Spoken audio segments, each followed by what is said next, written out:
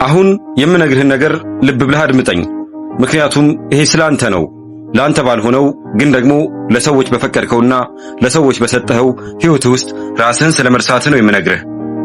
ለመጨረሻ ጊዜ መች ነው ራስህን አግኝተህ የምታውቀው? መች ነው አይሆንም ማለት እየፈለክ ሰዎችን ላለማጣት ስትል ግን እሺ ብለህ የገዛ ማንነትህን አሳልፈህ የሰጠኸው? አስበው እስኪ። ለስንት ዓመታት ነው የሌሎችን ፍላጎት ስታገለግል ያንተን ፍላጎት ረስተህ የኖርከው? ለስንት ዘመናት ነው ሰዎችን ለማስደሰት በምትሮጥበት መሃል በገዛ ሕይወትህ ውስጥ እንደ እንግዳ ስትኖር የቆየኸው? አውቃለሁ ሕመሙ ከባድ ነው። ሰዎችን ላለማስቀየም ስትል ራስህን አስቀይመሃል። እነሱ እንዲወዱህ እንዲደሰቱ ያደረግከው ሁሉ ራስህን እንዳታዳምጥ አንቆ ይዞሃል። እውነተኛ ማንነቴን ቢያውቁትስ ይጠሉኛል የሚል ፍርሃት በውስጥ ነግሷል። ሰዎች ያደንቁሃል፣ ሰዎች ያጨበጭቡልሃል። አንተ ግን ታውቃለህ እነሱ እያደነቁ ያሉት አንተን ሳይሆን ያደረግከውን ጭምብል ነው። ለዚህ ነው በጭብጨባ መሃል ሆነህ ልብህ የሚደማው። ለዚህ ነው ሁሉም ሲኖር አንተ ግን የጎደለ ነገር እንዳለ የሚሰማ። ነገር ግን አንድ ትልቅ የምስራች ልንገርህ። ዛሬ ይሄ ስቃይ የሚያበቃበት ቀን ነው። ዛሬ ያ ለዓመታት የተቀበረው ማንነትህ ትንፋሽ የሚያገኝበት ቀን ነው። አዳምጥ። ፈጣሪ አንተን ወደዚህ ምድር ሲያመጣ የሌላ ሰው ጥላ እንድትሆን አይደለም። ለሌሎች ሰዎች እንድትመች ተደርገህ ተፈጥረህ ይሆናል። ግን ደግሞ ለራስህ የማትመች ሆነህ እንድትኖር አልተፈጠርክም። አንተ ውስጥ ያለው ማንነት በፈጣሪ እጅ የተሳለ ማንም ሊተካው የማይችል ድንቅ ስጦታ ነው። ይሄ ማንነትህ አልጠፋም፣ ዝም ብሎ ተደብቆ እንጂ።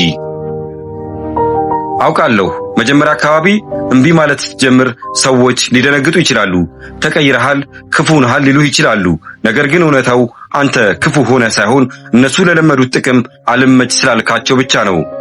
ዛሬ የምናየው ይሄንን ነው፣ ያንን የፍርሃት ሰንሰለት የምንሰብርበትን።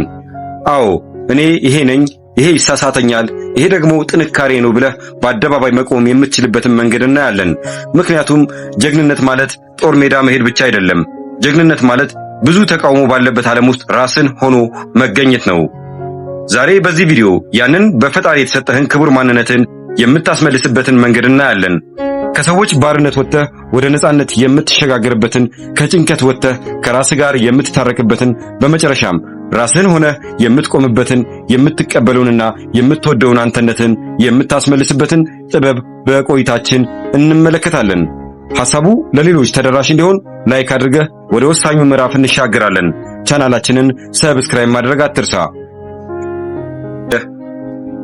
በዚች ምድር ላይ ስትኖር ትልቁ ስኬት ምንድነው ተብለህ ብትጠየቅ ብዙ ነገር ልትለኝ ትችላለህ። ትልቅ ቤት መስራት፣ የታወቀ ሰው መሆን ወይም ብዙ ገንዘብ ማግኘት ልትለኝ ትችላለህ።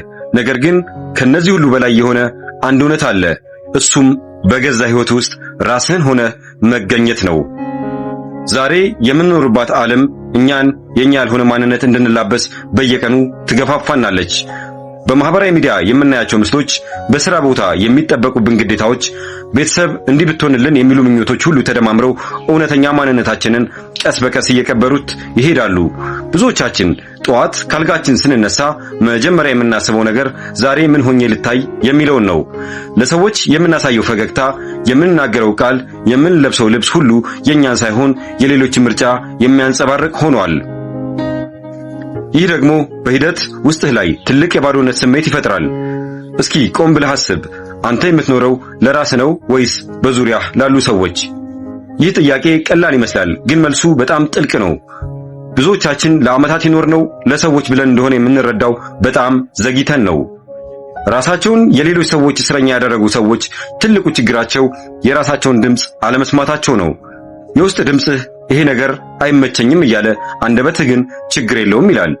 ይህ በንግግርህና በውስጣዊ ስሜት መካከል ያለው ቅራኔ እያደገ ሲሄድ አእምሮህ ከፍተኛ ውጥረት ውስጥ ይገባል። ሰዎችን ላለማስቀየም ስትል የኖርከው ሕይወት መጨረሻው አንተኑ አስቀይሞና አክስሎ ማስቀረቱ ነው።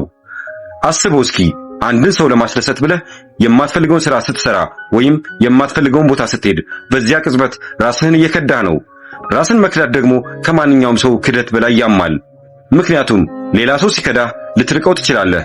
ራስን ስትከዳ ግን የትም ልታመልጥ አትችልም። በሄድክበት ቦታ ሁሉ ያ የከዳው ማንነትህ አብሮ ይከተላል። ይህ ደግሞ በሂደት ወደ ታላቅ የድካም ስሜት ይለወጣል። ይህ ድካም በእንቅልፍ የሚወጣ ድካም አይደለም፣ የነፍስ ድካም ነው። ሁልጊዜ ሌላ ሰው ለመሆን መሞከር ልክ እንደ ትልቅ ሸክም በትከሻ ላይ ተጭኖ ይኖራል።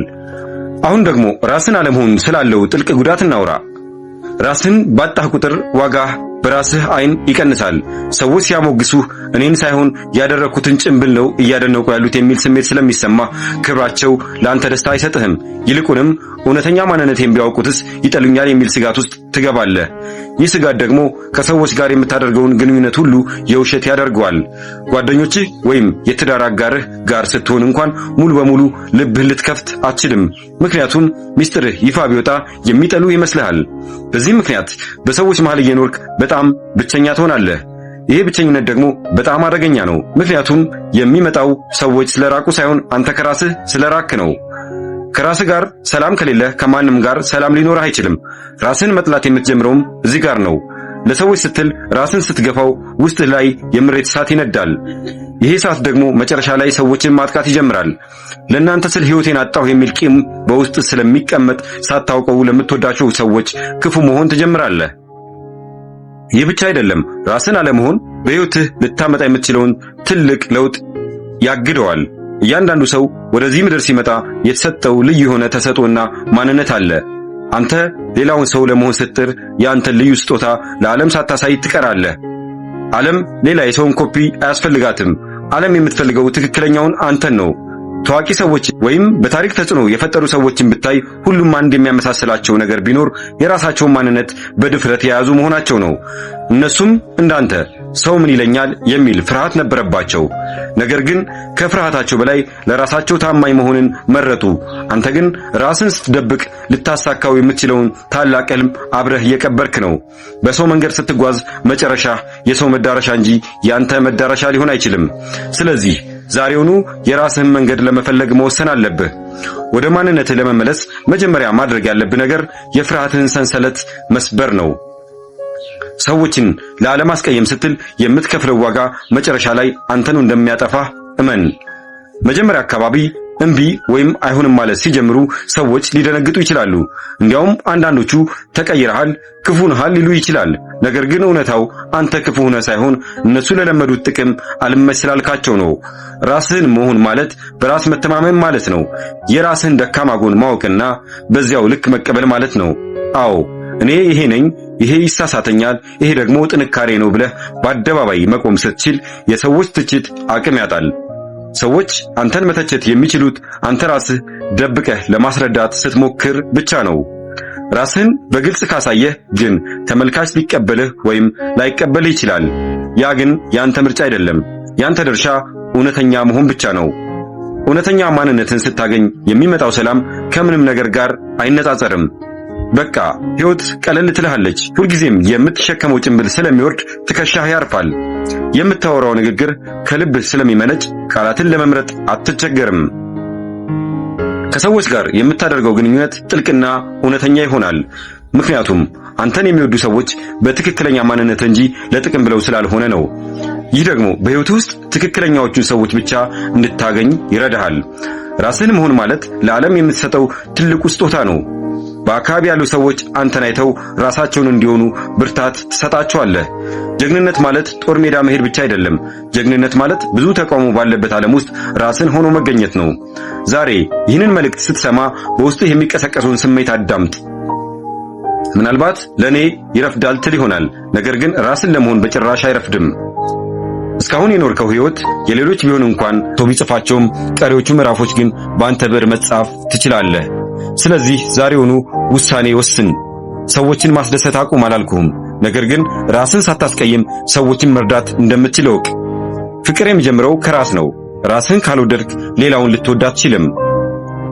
ራስን ካላከበርክ ሌላውን ልታከብር አትችልም። ስለዚህ ዛሬውኑ ወደ ቤትህ ተመለስ። ቤትህ ደግሞ እውነተኛ ማንነትህ ነው። እዚያ ስትደርስ ትልቅ ሰላም ይጠብቅሃል። ያ ሰላም ደግሞ ለማንም አሳልፈህ የማትሰጠው ውድ ሀብትህ ነው። በመጨረሻም ልነግርህ የምፈልገው ይህ ጉዞ ትዕግስት ይጠይቃል። ለዓመታት የገነባኸውን ጭንብል በአንድ ቀን ላይጥልልህ ይችላል። ነገር ግን በየቀኑ የምትወስዳቸውን ትናንሽ እርምጃዎች መጨረሻ ላይ ትልቅ ነጻነት ያመጡልሃል። ዛሬ የማይመችን ነገር አይሆንም በማለት ጀምር። ነገር ግን የልብህን ሐሳብ በድፍረት በመናገር ቀጥል። ከጥቂት ጊዜ በኋላ የምታገኘው ሰው እውነተኛው አንተ ትሆናለህ። ያኔ ሕይወት ምን ያህል ጣፋጭ እንደሆነች ትረዳለህ። ሰዎችን ለማስደሰት ብለህ የኖርከው ሕይወት ይብቃ። አሁን ደግሞ ለራስህ የምትኖርበት ጊዜ ነው። ራስህን ሁን፣ ራስህን ውደድ፣ ራስህን አክብር። ያኔ ዓለምም አብራህ ታከብርሃለች። ይህ ነው የሕይወት ትልቁ ሚስጥር። ይህ ነው የደስታ መጀመሪያና መጨረሻ።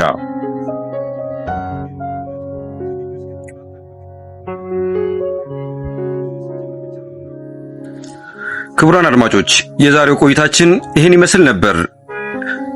ሐሳቡን ከወደዳችሁት ቻናላችንን ሰብስክራይብ በማድረግ ቤተሰብ ይሁኑ።